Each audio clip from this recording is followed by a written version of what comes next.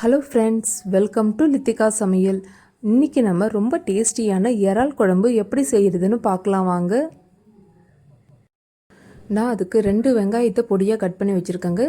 2 தக்காளி பழமாக பொடியாக கட் பண்ணி வச்சுருக்கேன்.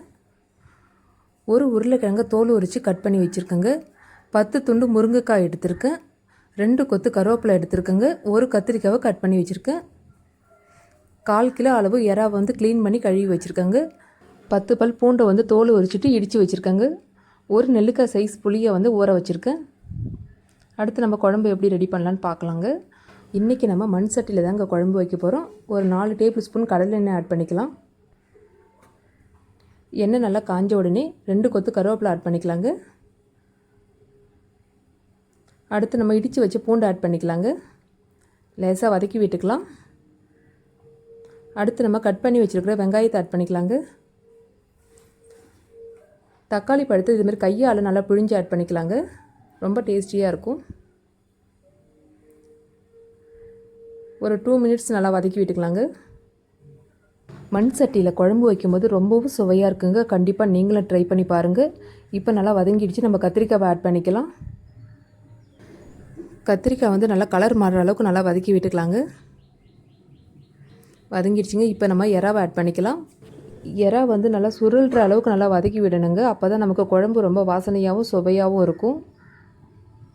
இறாலாம் இதுமாரி ரவுண்டாக சுருண்டுக்கிட்டு இருக்க பாருங்கள். இந்த அளவுக்கு நமக்கு ரெடி ஆன பிறகு நம்ம மசாலா ஆட் பண்ணிக்கலாம்.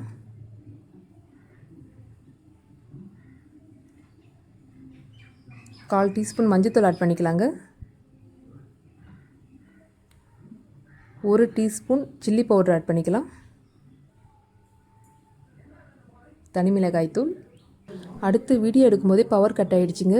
1 டீஸ்பூன் கொத்தமல்லி தூள் ஆட் பண்ணிக்கலாம். தேவையான அளவு உப்பு ஆட் பண்ணிக்கலாங்க.